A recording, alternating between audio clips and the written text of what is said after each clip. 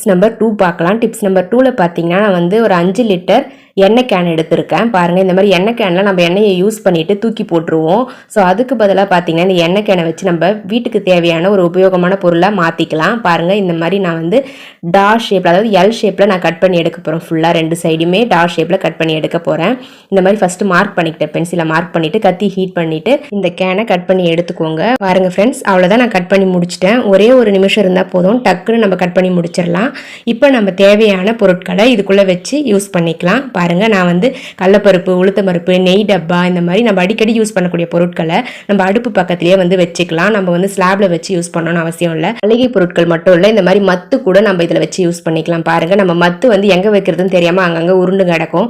அந்த மாதிரி இல்லாமல் இந்த மாதிரி நம்ம கேப்பை கழட்டிட்டோம்னா அது மேலே வந்து மத்து வச்சு நம்ம யூஸ் பண்ணிக்கலாம். ரொம்ப கம்ஃபர்டபுளாக இருக்கும். இது உங்களுக்கு ரொம்ப ரொம்ப யூஸ்ஃபுல்லாகவும் இருக்கும்னு நினைக்கிறேன். கண்டிப்பாக இனிமேல் நம்ம வந்து எண்ணெய் கேனை தூக்கி போட்டுறாதீங்க.